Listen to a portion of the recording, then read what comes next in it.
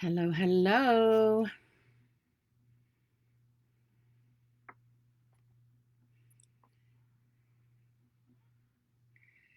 Hello, hello. Hi, the hands of Anna Walker here today. Welcome to the studio of StabThingsIntoExistence.com.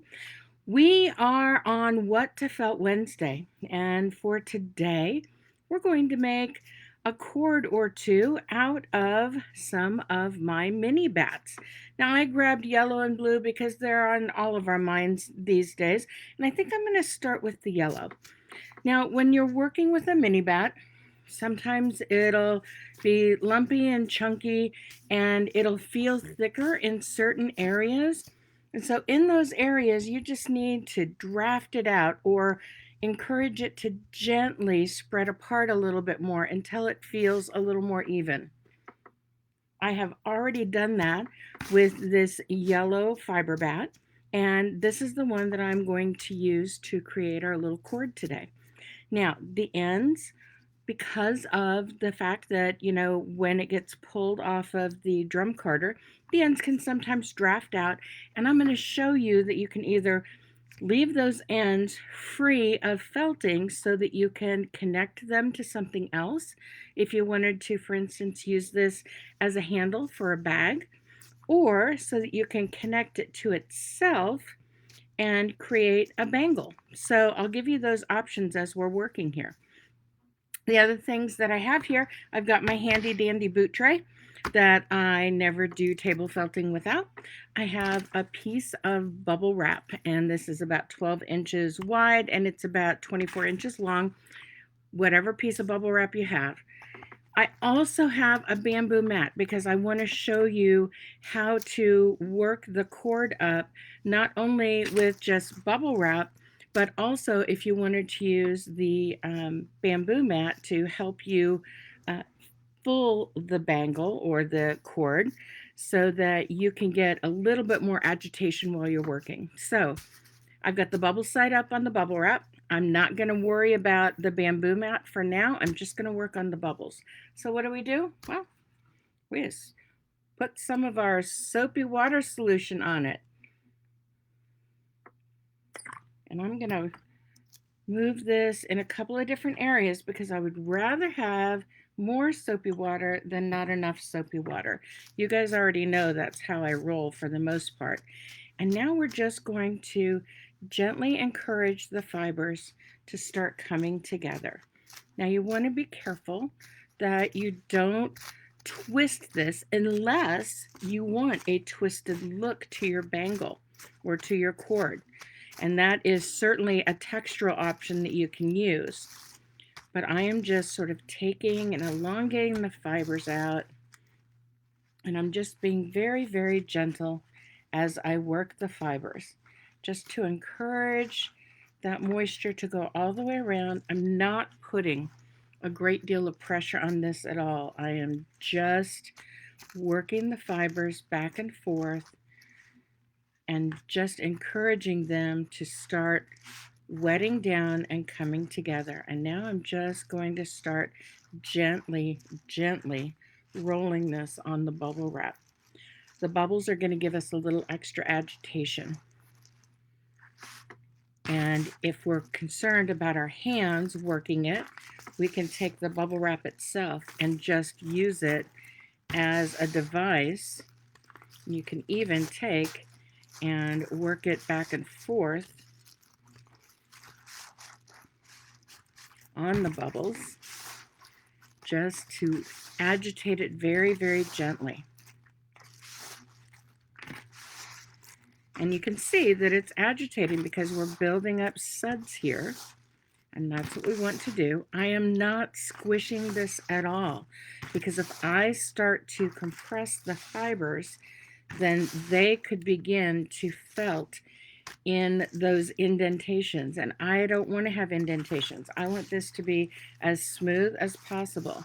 So I can take and just very, very gently run my hands back and forth. I am putting only enough pressure on the bubbles to encourage my little cord to roll. I am not putting any pressure to squeeze anything out. So that's the difference here, is just figuring out the right pressure. And my bamboo mat is kind of making things a little slippery. I'm also noting that it might be a good thing to have a towel underneath here to give us a little bit extra surface tension so that our bubble wrap doesn't move around like it was. There we go. Now we're talking.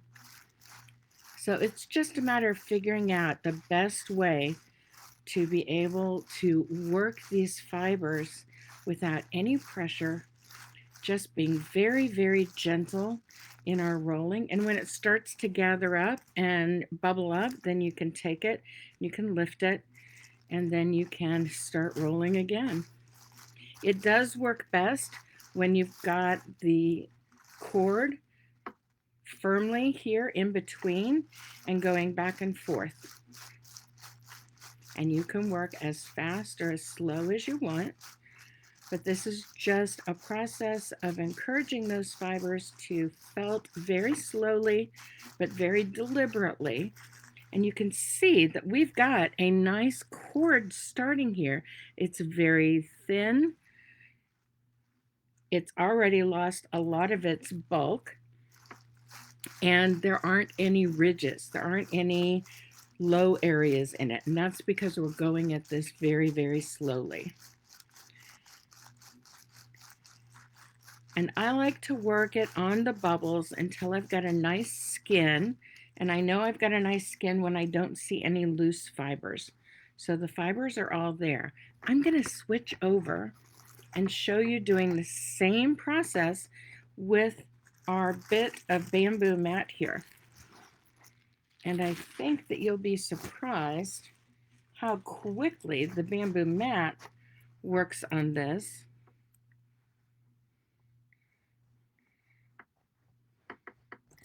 You can just roll it back and forth. Bamboo mat provides a little extra tension. All right, so that's 3. This is 4 rolls. And then I'm going to pull this out. Can you see how we're starting to get a little bit more action going on the fiber? If you look between here and here, it has reduced just a little bit. Now I'm going to flip it back to my bubbles because my bubbles go all the way across my cord here, and I like working smarter, not harder. So I'm going to just keep working with the bubbles for a bit. And it's just a matter of continuing to move your hands very gently across the surface of the bubbles. You can roll this as fast or as slow as you like. That is completely up to you. But you notice how my hands are traveling the entire length of my cord here, just to make sure that we are getting even felting all the way along the surface of this cord.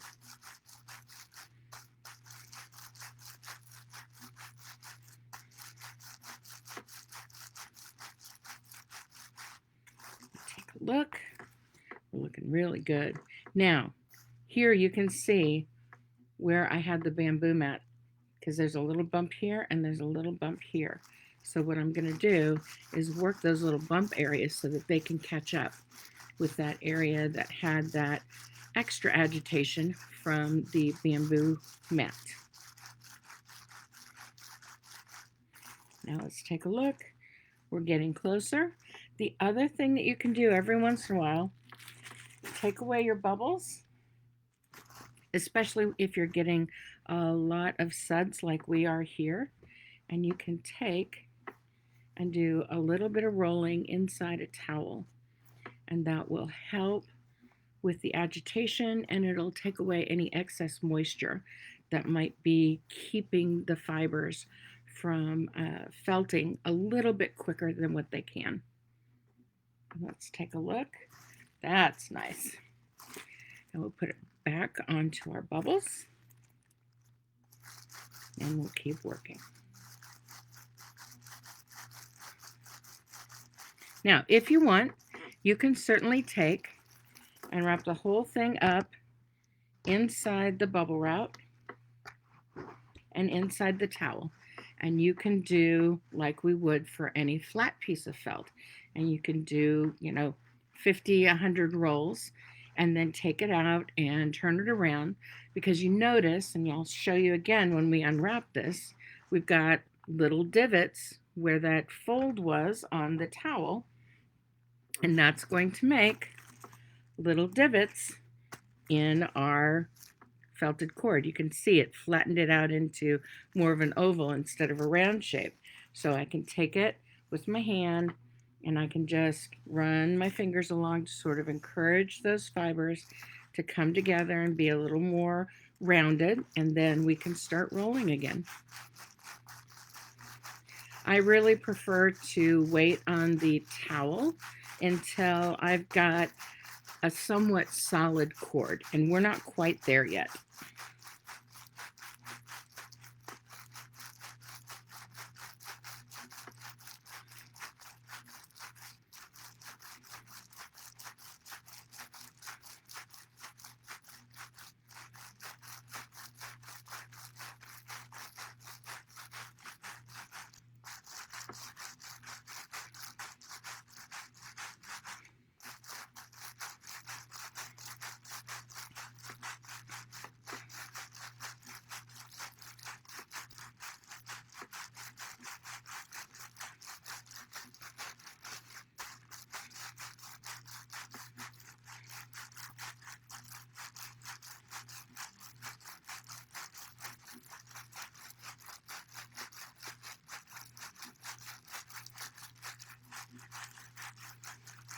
I'm just beginning to feel that subtle shift, beginning to feel less fluff in the cord and more of a solid cord. And it's all about the texture and all about the squish factor as you're working your felting. Very much like, I've taught before.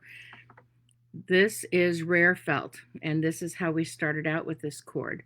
This is medium felt, and that's where we almost are with this cord now. And this is well done felt. And our goal, if this is going to be something like a purse handle or a strap of some sort or a bracelet, it's going to be utilized a lot. So we want to go between medium and well for our felt on this.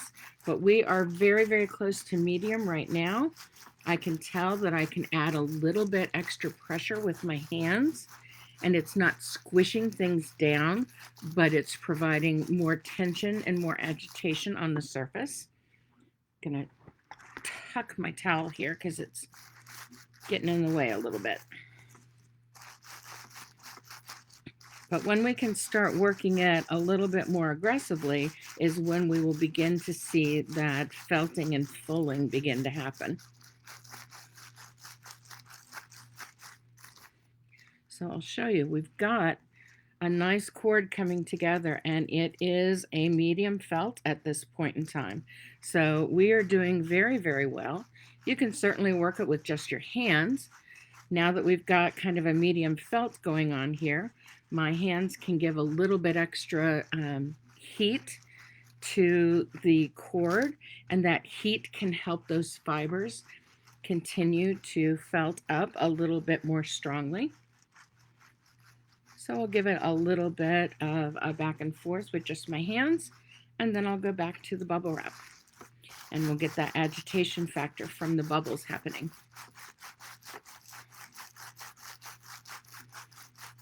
And you can see I'm being a little more aggressive with this rolling right now because I can be.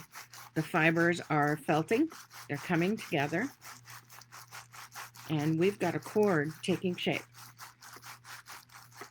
This is definitely a project that you can do with the kiddos.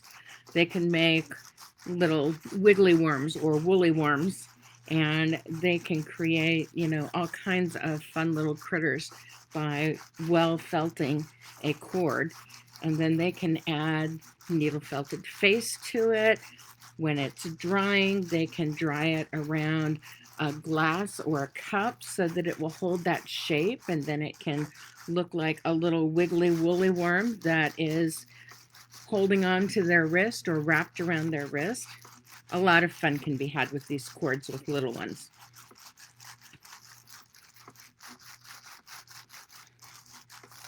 All right, let's take a look. Oh yeah, our bulk is coming down. The cord is allowing me to be pretty aggressive with the tension that I'm putting on. This area is a little less felted, so I'm going to work it for a little bit here just to help it catch up.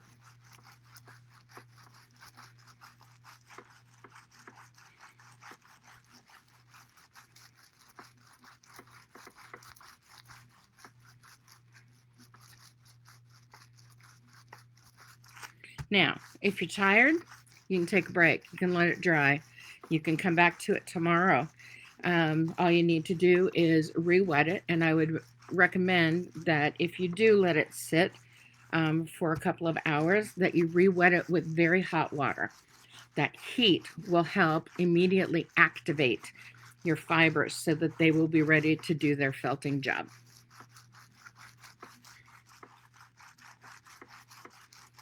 And now I am pressing down pretty heavily here with my hands because we've got a nice felted cord going on.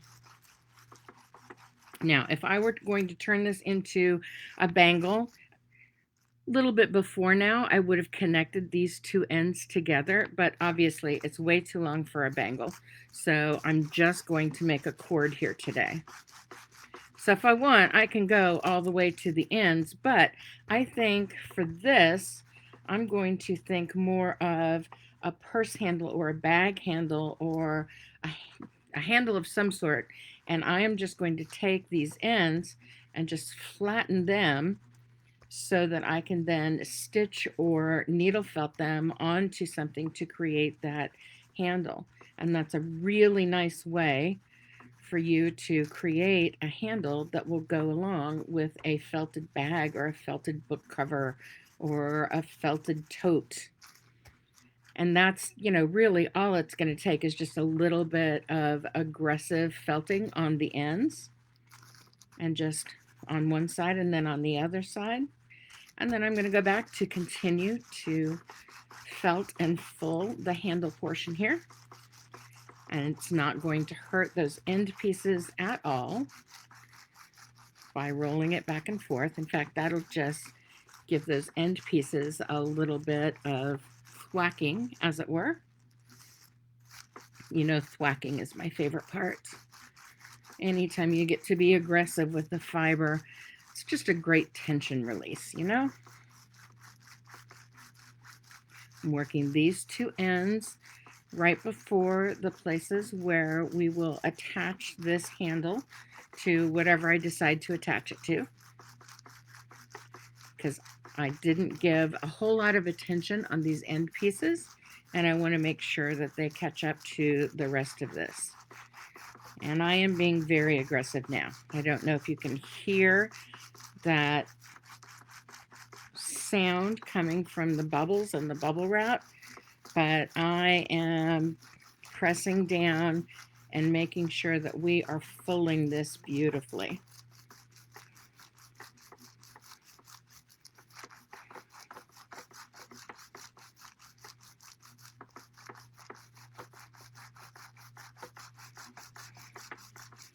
Maybe this will end up being the handle for that first disastrous bag on a ball project I did before I bought Natasha Smart's textile course, because this will kind of go with the colors that I used on that bag for Mom.